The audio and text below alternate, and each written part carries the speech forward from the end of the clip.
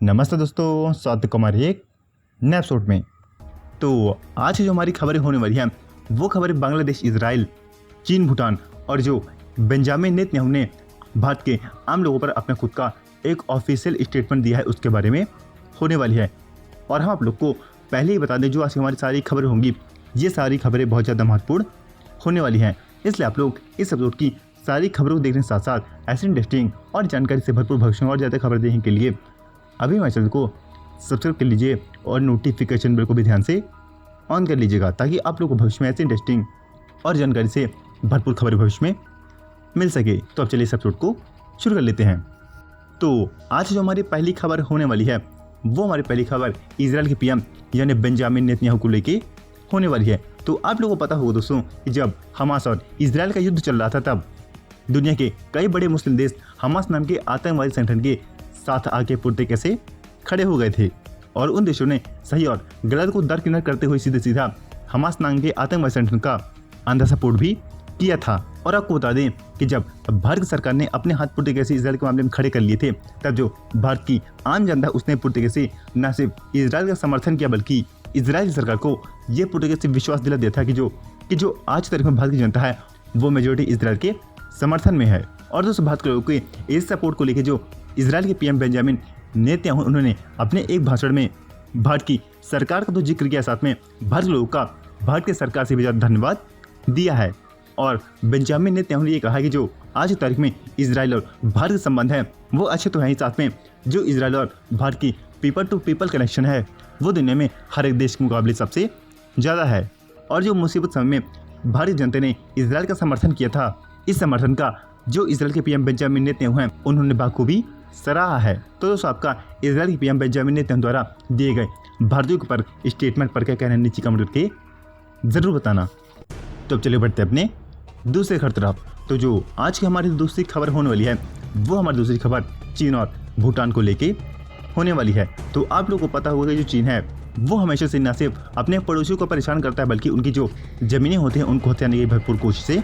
करता है। और बीते दिनों नई खबर आई थी कि जो चीन है उसने नेपाल की कुछ जमीन को कब्जा करने के लिए जो चीन और नेपाल की सीमा में 76 खंभे गड़े हुए थे, उन 76 खंभों को चीन ने पूरी तरीके से गायब कर दिए थे। और तो सबसे कुछ घंटों पहले ये खबर आई है कि जो चीन है उसने अपने यूनन प्रांत से जुड़ा जो भूटान का बॉर्डर है, भूटान के उस बॉर्डर का सम्मान न करते हुए भूटान के करीब 8 किलोमीटर की हिमालयन क्षेत्रीय जमीन कब्जा ली है। और यहाँ पास भी जो चीन है वो जमीन को कब्जा करने के बाद भी दगाबाजी खेलने में लगा हुआ है। और आपको बता दें कि पिछले 5 सालों में चीन द्वारा कई बार ये कोशिश किया जा चुका है कि जो चीन है वो भूटान के उस पॉइंट की ज़मीन को कब्जा करे जो ज़मीन भारत और भूटान दोनों के लिहाज से बहुत ही महत्वपूर्ण है, जिनमें से ढोकलाम और जो भूटान का नॉर्थन हिमालयन एरिया है जहाँ से भारत का तवांग पास पड़ता है वो क्षेत्र भी शामिल है। अब चलिए बढ़ते अपने तीसरी खबर तरफ। तो जो आज की हमारी तीसरी खबर होने वाली है वो हमारी तीसरी खबर इजराइल और बांग्लादेश को लेके होने वाली है। तो आप लोगों को पता होगा दोस्तों कि जो अधिकतर मुस्लिम देश है वो इजराइल से बहुत ज़्यादा नफरत करते हैं, जिनमें से खाड़ी सहित कुछ साउथ एशियन और आसियान के देश भी शामिल हैं। और आप लोगों को पता होगा कि जब से इजराइल नाम का इस दुनिया में देश बना है तब से लेकर आज तक जो पाकिस्तान, बांग्लादेश और ईरान जैसे देश हैं ये इजराइल को रिकॉग्नाइज ही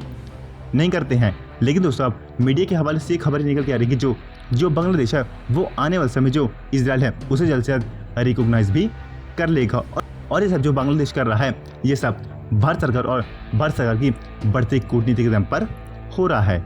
और जो बांग्लादेश इजराइल को रिकॉग्नाइज करेगा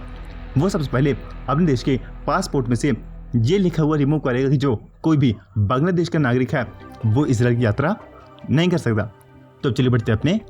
चौथी खबर तरफ। जो आज की हमारी चौथी खबर होने वाली है वो हमारी चौथी खबर हमारे सीडी जनरल बिपिन रावत द्वारा दिए गए भारत पाकिस्तान और चीन का जो बॉर्डर है इस बॉर्डर के सुलह को लेके होने वाली है। तो आप लोगों को पता होगा कि आज की तारीख में भारत, चीन और पाकिस्तान के बीच में इतना ज़्यादा बॉर्डर इशू है कि इसे सुलझाने के लिए भारत, पाकिस्तान और भारत और चीन के बीच में कई बड़े और छोटे युद्ध भी हो चुके हैं, जिनमें कई अरबों डॉलर का नुकसान भी हुआ है। लेकिन दोस्तों जो हमारे सीडी जनरल हैं उन्होंने अपने एक बयान में ये कहा कि जो ये बॉर्डर इशू इतनी जल्दी सॉल्व नहीं होगा जिसकी कामना मीडिया या फिर कोई आम लोग इसके बारे में सोचते हैं। और इसी साथ साथ उन्होंने ये कहा कि जो भारत पाकिस्तान और चीन का ये बॉर्डर इशू है, ये बॉर्डर इशू कई डिप्लोमेटिक और जो अंतर्राष्ट्रीय मुद्दे होते हैं उन मुद्दों से ध्यान भटकाने के लिए इन देशों का सबसे बड़ा जरिया भी माना जाता है।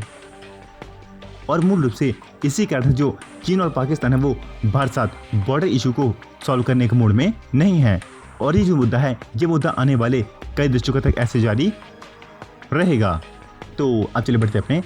आखिरी खबर तरफ। तो जो आज की हमारी आखिरी खबर होने वाली है वो हमारी आखिरी खबर चीन द्वारा अवैध रूप से कब्जा गए तिब्बत के ऊपर होने वाली है। तो आप लोगों को पता होगा दोस्तों, जो चीन की सरकारी मीडिया और जो चीन की कोई भी मीडिया वो चीन के बॉर्डर को लेके हमेशा से ही विस्तारवादी बयान परोसती रहती है, जिनमें से जो चीन की मीडिया है वो कई बार ये दावा कर चुकी है जो किर्गिस्तान, ताजिकिस्तान और जो कजाकिस्तान है ये कभी चीन का हिस्सा हुआ करते थे, और जो रूस से कुछ साइबेरिया का हिस्सा और जो रूस का व्लादिवोस्तोक नाम का शहर है ये भी किसी जमाने में चीन का हिस्सा हुआ करते थे, और जो भारत का लद्दाख, सिक्किम और अरुणाचल प्रदेश है ये भी किसी जमाने में चीन का हिस्सा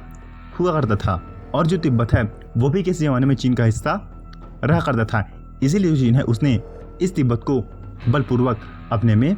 मिला था। और आपको बताते हैं जो चीन ऐसे ऐसे बयान देता है, ये चीन के बयान चीन के पुराने साम्राज्यों के आधार पर देता है जो कि आज से कई सदियों पहले रह चुके हैं, जिनमें से जो युआन डायनेस्टी और जो क्वीन डायनेस्टी है वो सबसे प्रमुख है। और जो चीन है वो इन्हीं साम्राज्यों को लेकर दावा करता है कि जो चीन है वो आने वाले समय में उसी तरह से विस्तार हो जाएगा जिस तरह से आज से करीब कई सदियों पहले हुआ करता था। और जो चीन का ग्रेटर चाइना यानी युआन और क्वीन डायनेस्टी बनने का फिर से सपना है वो साकार